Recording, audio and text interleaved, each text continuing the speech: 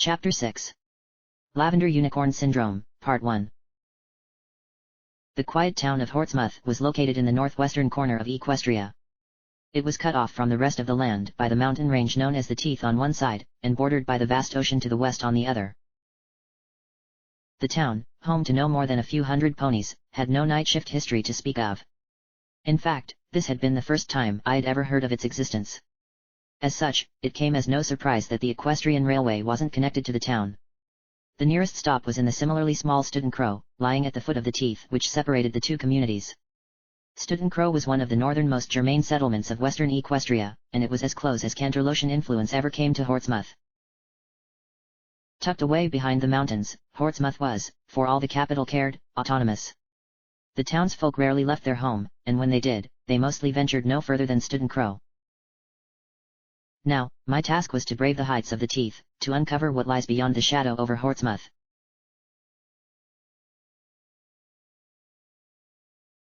There is a shadow over Portsmouth, that is what the stallion pulling my cart had told me before we departed from Stoughton Crow. It took quite some persuasion to get the stallion to take me there. How fortunate, I thought, that Luna didn't suspend my funding. The cart was an aged thing, having succumbed to rot a long time ago. I found myself bouncing on the dirty wood of my seat with the smallest bump of the old mountainside road. Adding to my unease was the staggering height at which we were treading. There seemed to be no gradual descent in the mountains. Anywhere I looked, all I saw were the steep, endless lines of valleys swirling around the needle-like mountaintops. One wrong step on the puller's part would have sent the cart and me hurtling down into a most unbecoming end. I held onto my black saddlebag nervously. Still, considering all of that, I thought myself lucky, for at least I had some pony pulling my cart. I knew that a stallion who draws carriages for a living would get me to Portsmouth much faster than if I had gone on hoof. A petite young lady such as myself was not cut out for such a long trek, after all, and I definitely didn't want to reach the town at night. As the road circled around the mountain, I could finally see the great ocean beyond. And down there in the mist, where water met the cliffs and lashed at the eroding stone, was the town of Portsmouth. Its decrepit buildings latched desperately onto the mountainside so as not to fall into the abyss below. The town seemed a disorganized mess of buildings sprouting outwards from the cliffs, grabbing onto each other and climbing one another so as to stay up. Each house was connected to its neighbors by wooden roads, bridges, and makeshift stairs built of blackened planks that crept along the mountain, rickety and creaky, covering the bare rocks. The town, it seemed, was held together only by rusted nails and good prayers. Looking down from the road as we traveled, I saw what I collected must be the town center. A circular, oddly level portion of the mountainside was covered by what seemed to be wooden flooring. It was as if a portion of the mountain had been scooped away with a precise cut, then the scar bandaged with the town's defining planking. Squinting my eyes, I thought I saw through the enveloping mist what appeared to be a crowd of ponies standing in that town square. The cause of the commotion I couldn't tell. A noticeable bump signaled our official arrival to the town as the wheels of the cart rolled onto the shaky wooden planks. The Stoughton Crow and stallion that had so dutifully took me there then stopped dead in his tracks. He was visibly jittery and trembled as he looked at the ancient buildings of Portsmouth. I didn't drag out his torture. After I paid him good bits for his trouble, he left without so much as looking back, throwing only a quick donkey my way. How strange, I thought. By the time he makes it home, it'll be long past nightfall. And still he'd rather spend his evening walking home alone, rather than by staying in Portsmouth for the night. The Germains were known for their superstitiousness and how much faith they had in old legends. On one hoof, I wanted to shrug off his worries as the effects of an overzealous belief in the irrational and a natural fear of the unknown. On the other, however, I knew better than to assume that there was no basis in reality for whatever devilish gossips the Stoughton Crow folk whispered about the town. If there was one thing I had learned in my time with night shift, it's that if you hear tales of a monster stalking the unwary at night, there might just be one out there. It was late in the afternoon, and the ever-present mist, along with the slowly but surely declining sun, made for a gloomy ambience in Portsmouth. Indeed, if there was only one word which I could have used to describe the town, it would have been grey. The deep browns of the buildings and roads did little to liven the bleak mountainside. I whipped my saddlebag around my back and set out for the strange town. As I walked along the deserted streets, I paid special attention not to look down. While on one side the looming Teeth towered above me, all I could see on the other was the endless water reaching out beyond the horizon. Separating me from the depths was but the rotten and sometimes outright missing railing that sprouted from the plank roads, which themselves seemed ready to collapse at any given moment. Looking at the antiquated architecture with all its iron-padded windowsills and old-fashioned tile roofs, I felt as if I had left my own time and entered the previous century, or perhaps the one before that.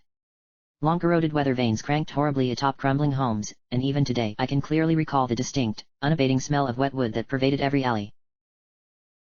Trying to find my way to the gathering that I had seen from above, I wondered what it was that Luna hoped I'd accomplish in Portsmouth.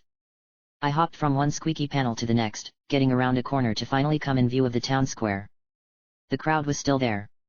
Yet what drew my attention was what I saw at the center. A wagon of sorts was parked smack in the middle of the area. The walls were painted in a gleeful yellow, and the pitched roof on top was bright red. Laid out before its gilded wheels was a makeshift stage whose wood was in excellent condition. As if I needed any more clues to tell that this thing wasn't from around here. In fact, the more I looked at the composition, the more it seemed to remind me of something I had seen before. "Come one, come all."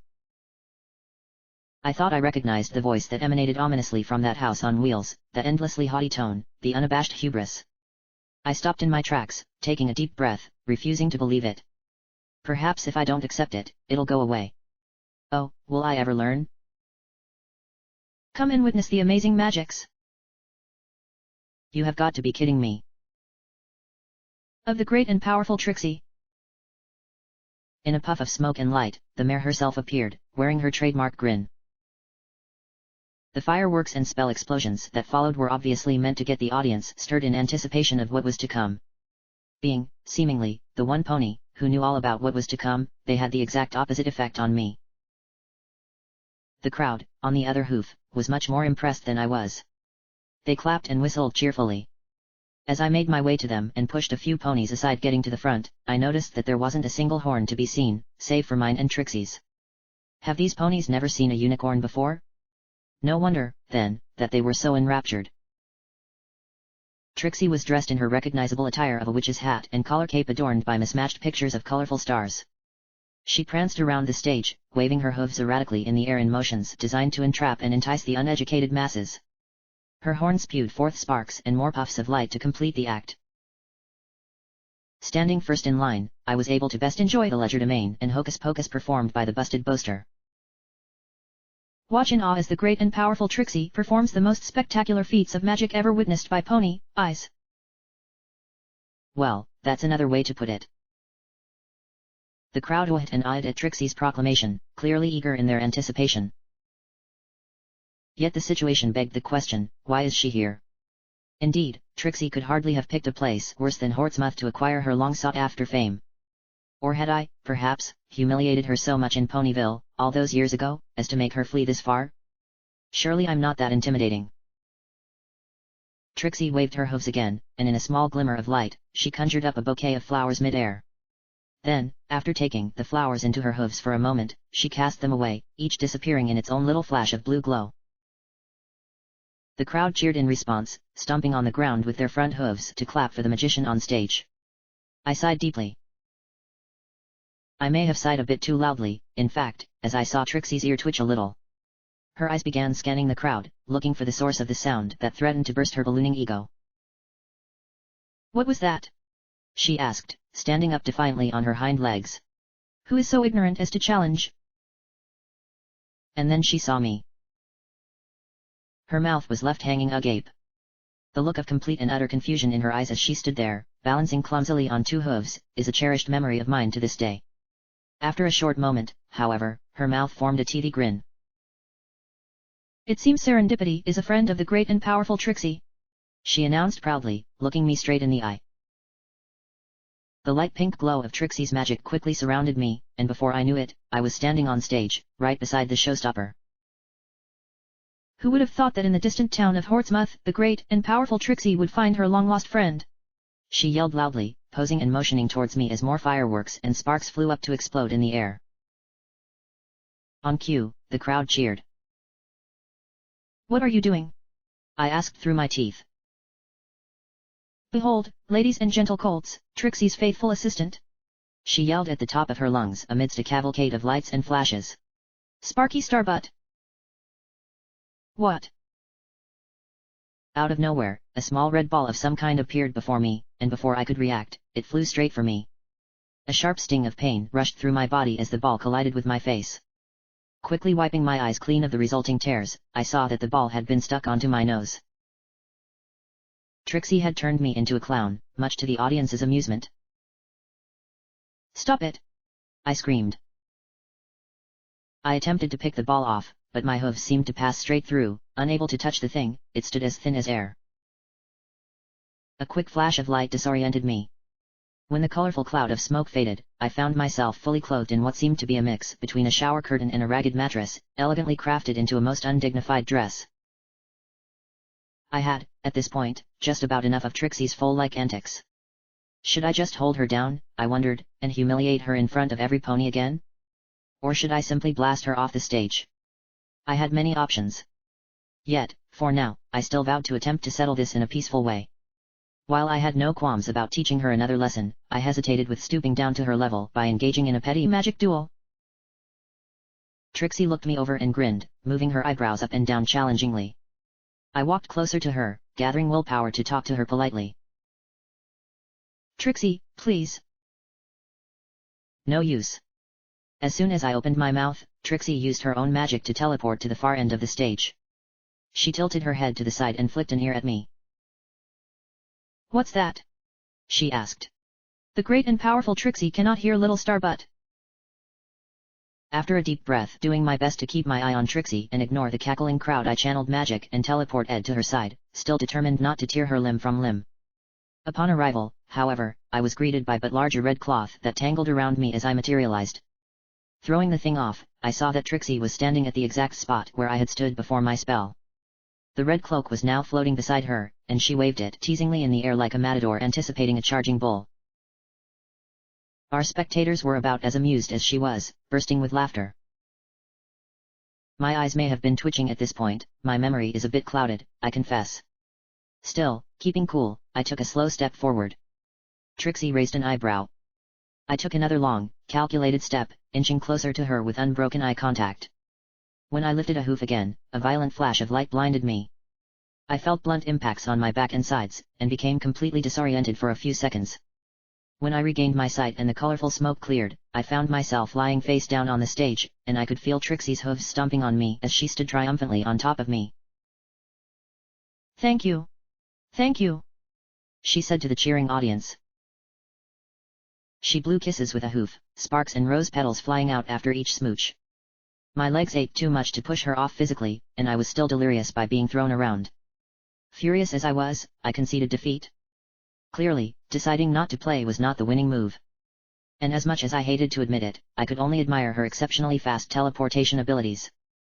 I would never have thought she could do that.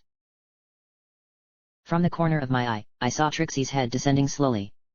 For another bout of snappy one-liners, no doubt. "Look at them," she whispered, barely audible above the crowd's cheering. "Look at who?" I snapped, looking up at her. I felt Trixie step off from my back, and saw her extend a hoof. I eyed it suspiciously for a second before taking it. Surprisingly enough, she really did help me stand up. I shook my head and my vision clear, and looked at Trixie questioningly. Slowly, the noise of the audience died down. Silence beset the misty town of Hortsmouth once again. A moment before, Trixie had appeared ready to burst in schadenfreudian delight. Now, as her gaze swept the crowd, I saw no sign of the arrogance that I thought to be her lifeblood. I turned to look toward our audience as well. In a split second, my boiling blood froze over. Only now did I see. It had been, quite literally, staring me in the face this entire time, yet I was too fixated on Trixie to notice. And, perhaps, the all-engulfing mist also played part in the apparent selectiveness of my vision. The ponies in the crowd, all of them, every earth pony, and even what few Pegasi there were. They were all purple. Any pony I looked at, I saw a palette of purples and violets staring back at me. Some were darker, some were lighter, but one thing was very clear, they were all equally sick. Their eyes were the worst. What should have been white was instead a dark shade of lavender, darker still than their violet manes and coats, sometimes almost completely black. One could scarcely make out where the iris began. And their expressions. That vapid gaze with which they looked at us horrified me. They blinked at irregular intervals, sometimes only one eye and sometimes both, but with a small delay between the right and left. They licked their lips and they drooled, discolored saliva hanging from their chins in sticky strands as they made their darkened, rotting teeth bare in their smiles. They fidgeted about in place, shifting weight from one broken-up hoof to another, and they chuckled quietly to themselves with a horrible, rattling laugh perhaps more similar to coughing. Indeed, they weren't in pain. At least, they didn't seem to be. They were all so happy, so overjoyed to be able to witness the show. When I finally managed to get my eyes off the terrifying sight, I looked back at Trixie with newfound horror. When she spoke, gone was the insolent audacity that had been so prevalent in her voice. "I knew Luna would be sending help," she said. "Figures it turns out to be you."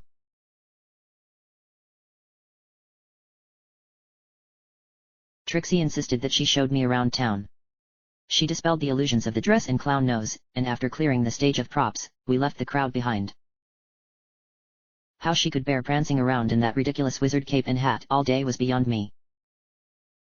I quickly came to miss the wide space of the town square, however. Although Trixie kept a few steps ahead, the narrowness of the makeshift plank roads that spanned the town still made us get uncomfortably close to each other, something that got exceedingly awkward whenever Trixie decided to climb a set of stairs in front of me. Carrying my bag around on the slopes was rather wearisome as well. "How long?" I asked. "Longer than you," she said. "I was one of the first agents."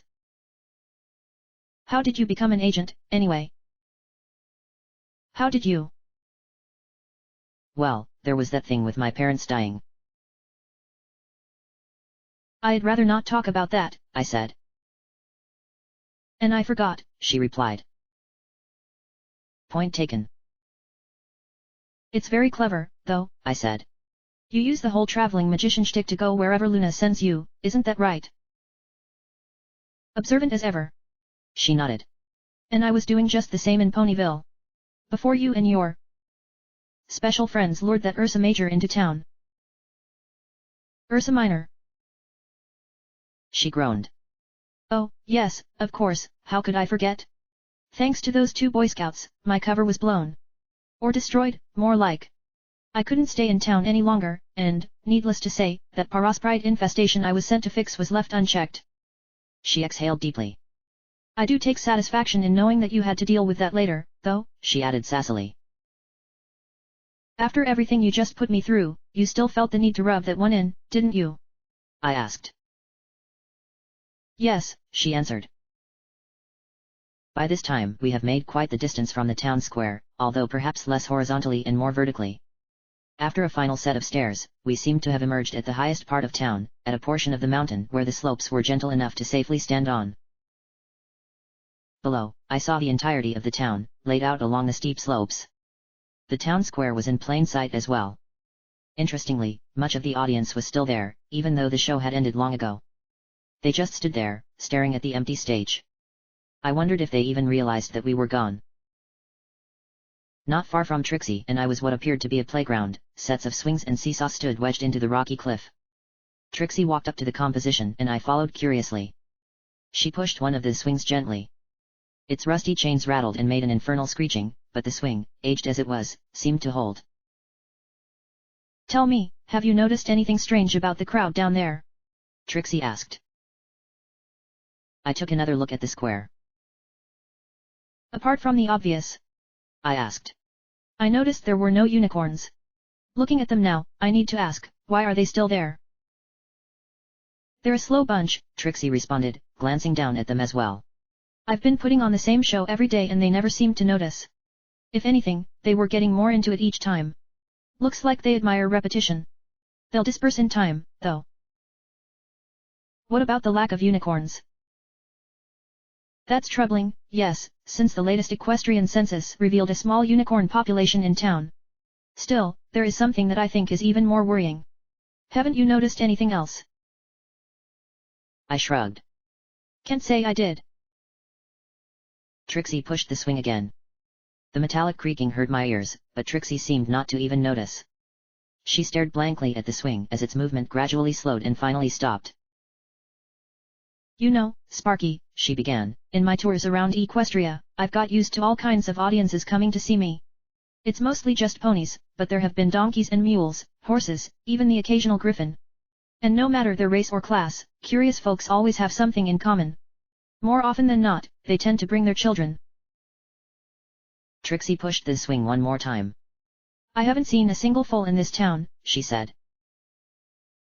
As I looked at the empty playground around us, the weight of that statement slowly sunk in.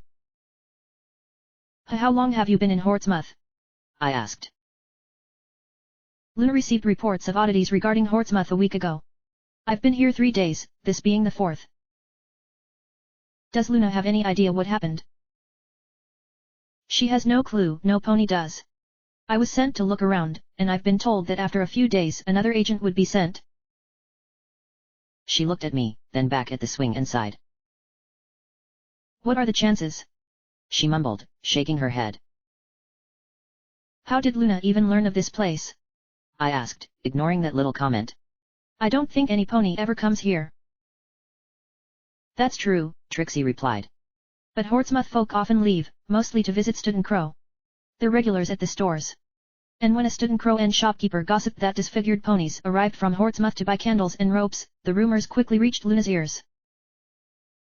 Are you telling me that these things, they made the journey to Stud and Crow and then managed to return to Hortsmouth again? They hardly seemed capable of such a journey to me. Which is why the news is most concerning. You don't even know the worst of it. Come on. Trixie stepped away from the swing and began walking in my direction. She passed by me and continued forward until the slopes became too steep to advance further. She leaned forward and stuck her head out as much as she could without tumbling. All the while, I was close behind her. There. She pointed down, towards the edge of Hortsmouth. Can you see it? I stood beside her and stuck my head out as well, peeking in the indicated direction. I see a waterfall, I said. When I squinted just right, I could see a narrow path connecting Hortsmouth to the nearby waterfall, which exited the mountainside via a cave. The rushing water cascaded directly into the ocean below. There's a river inside the mountain, Trixie said. It's where the townsfolk get their water from. You may have seen the wells around town. And that right there. She pointed at the waterfall. Is where the river ends. I nodded. Right. But how is this relevant? Every midnight, the citizens, all of them, they walk out of their homes and waltz right up to the waterfall. They disappear inside the cave, and come out a few hours later. What do they do in there? Exactly, she said, bumping my nose with a hoof. It's a proper maze in there, and I didn't want to go alone. Now that you're here, we can find out. With that, Trixie turned around and began making her way down the mountainside. I followed closely. I have a single lead, Trixie said as she walked. I thought whatever infected the Hortsmouth folk, it was in the water. I've avoided drinking from the wells and I've been just fine. So I sent a small sample to containment a few days ago, and they were pretty quick with their response. They did find something magical in nature in there, but couldn't tell me anything else. The water was probably enchanted, then, I said. Some kind of spell that causes deformities in whoever drinks it. I've actually been thinking that it's something much simpler than that, Trixie replied. Ever heard of poison joke? I rolled my eyes. I don't think this is poison joke. Neither do I, really, she said, but it could be similar. Some sort of natural magic, a herbal poison. Curing something like that would be much simpler than trying to dispel some evil magic. What makes you think it's like that? I've gone out of my way to inspect the fish and birds around here. They seem fine, even though the river empties right there. I think it's the salt in the ocean that neutralizes whatever agents in the river. Or, maybe, it's a pony-specific spell. Ever thought of that? You can do that? She asked with genuine surprise in her voice. It's magic, Trixie, you can do anything. I thought about it for a moment. It would take a powerful unicorn to do on this scale, though. We have to be careful. I still think it's nothing like that. Are you suggesting that we put salt into their drinking water to test your hypothesis, Trixie? Yes, she answered proudly. Then she paused. No. She stammered. Of course not. Thought so. By the time we finally reached the town square again, most of the crowd had indeed dispersed, although I could still see a few stragglers around, staring blankly out of their heads. Trixie walked up onto the empty stage and looked at these few ponies, shaking her head in pity. It's too bad, really, she said. This place really needed some brightening up, something to balance out the grayness. And purple is such a beautiful color, too. I turned to look at her, tilting my head and raising an eyebrow. Trixie looked at me instinctively, then away immediately when she realized what she said. She pulled the brim of her hat over her eyes in an attempt to hide the redness of her face. It was a futile attempt. That is so not what I meant, she grumbled. She then lifted her head haughtily and hopped off the stage, walking around me and flicking her tail under my nose as she passed by. She wordlessly made her way to the wagon she called her home and fiddled with the lock before throwing its door open. With a motion of a hoof, she beckoned me to the door. Rolling my eyes, I walked up to her. Sorry to disappoint, Trixie, I chortled as I reached her. My barn doors just don't swing that way. Are you sure about that? She asked. I wasn't quite sure what to make of that question. Then I looked inside the wagon through the open door. From the outside, the thing had seemed to be just barely spacious enough for a pony to turn around within. Looking in, however, I saw a vast space, at least as big as the library's main floor back in Ponyville. I blinked and rubbed my eyes in bafflement. In the end, I had no choice but to believe what I saw. Trixie's carriage was much larger inside than out. "'Cause that's a shame, Sparky," she snarked. "You're welcome in my barn any time." I walked inside, and it took a while for me to take it all in. I was in the middle of a proper two-story building.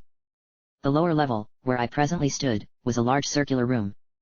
I spun around in place, trying to absorb everything around me. On one side, taking up over a quarter of the level, there was something I can perhaps best describe as a miniature laboratory, with buzzing machinery, wires and tubes leaving and entering the wall, and all kinds of devices lined with buttons and levers whose function I couldn't begin to guess. Disregarding that magi technological marvel, the bottom floor was beautifully furnished with masterful woodwork. The floor, smelling of rich mahogany, was covered by a soft carpet of recognizably Manhattan craftsmanship. Taking up another portion of the space was what I gathered to be a resting area. Two softly padded armchairs sat there, separated by a coffee table, facing a gently blazing fireplace which seemed not to release any smoke. Above the fireplace, a sword was on display. But while unicorn rapiers are usually designed to be lightweight to ease telekinesis and help deliver precision strikes, the weapon on the wall was unusually large and brutish. Upon closer inspection of the etchings on its handle, I realized the sword was in fact a traditional griffin dragon slayer, designed to be physically held by their massive talons. At the opposite side of the room were a few shelves, some filled with books and some displaying more relics. The books were the first to catch my attention. "Why do griffins hate hippogriffs? Changeling Anatomy, 20 Signs Your Roommate Might Be a Vampire, Why You Should Be a Princess, The Ins and Outs of Telekinesis, The 7 Demons of Buffalo Legend." And even another edition of 50 Bales of Hay, along with many others. I never took Trixie for much of a reader.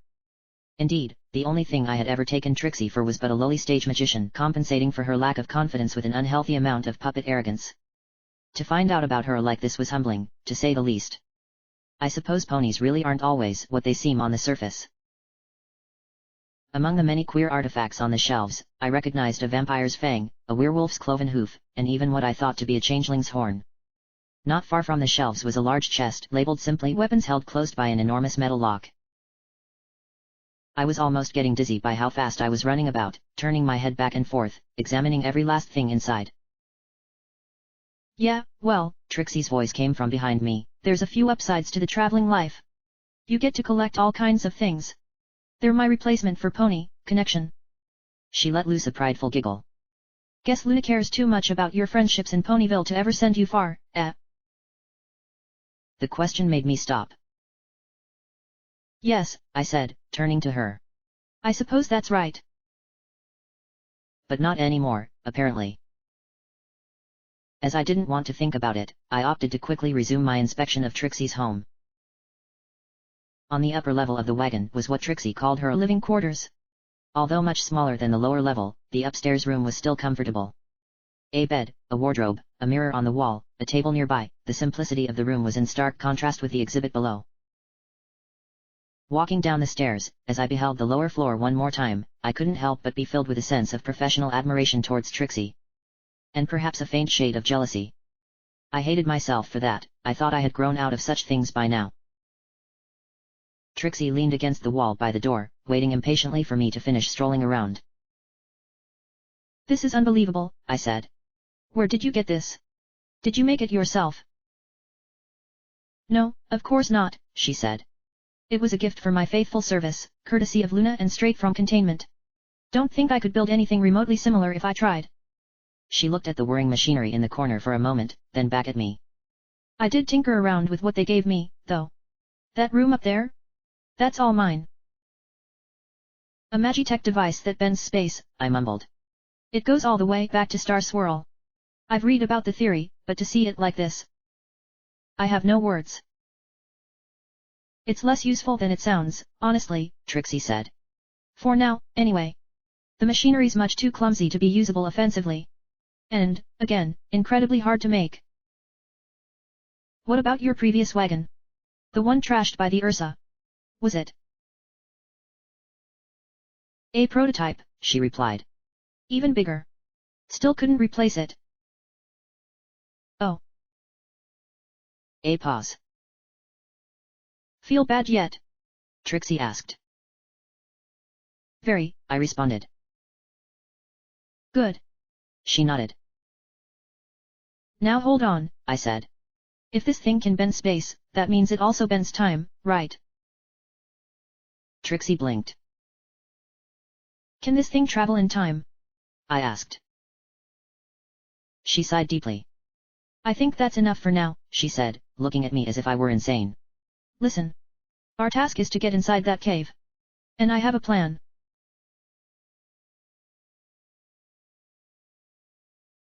It was dark outside.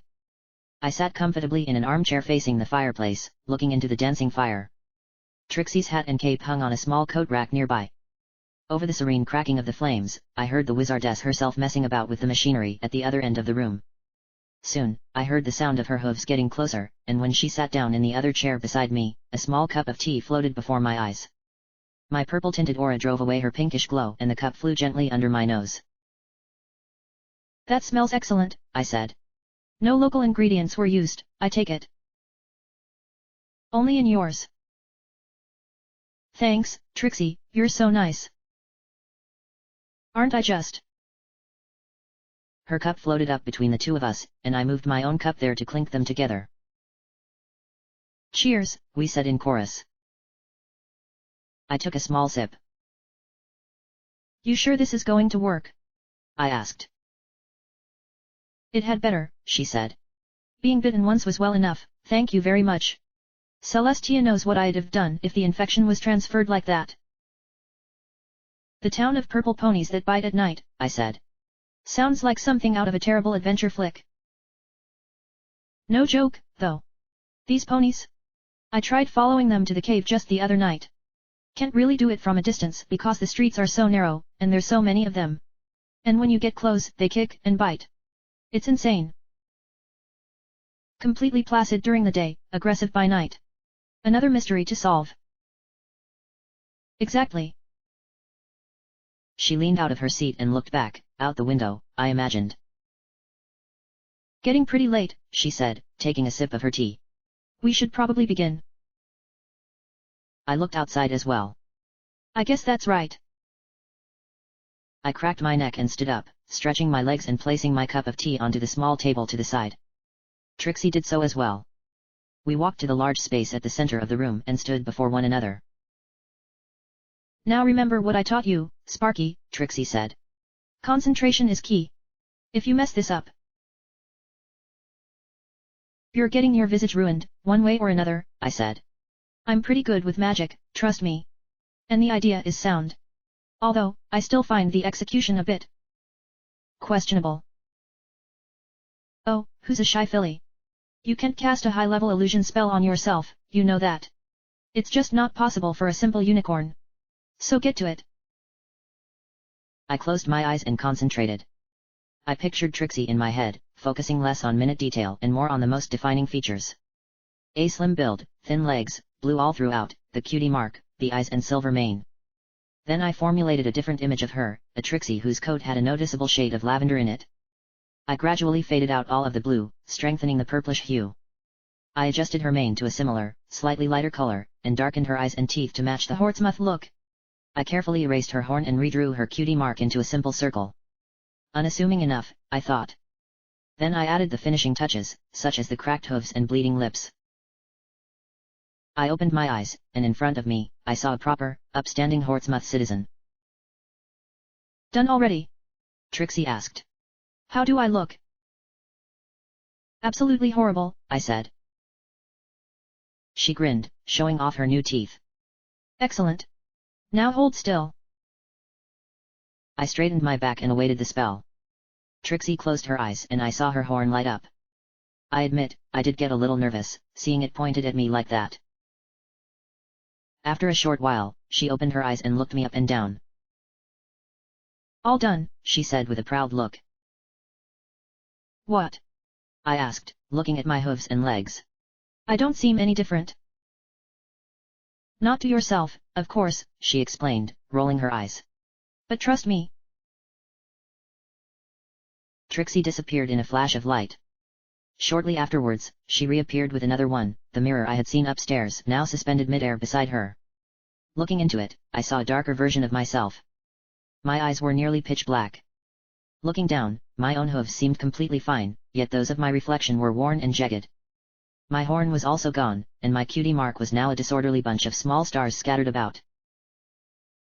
I know how to cast an illusion spell, she finished.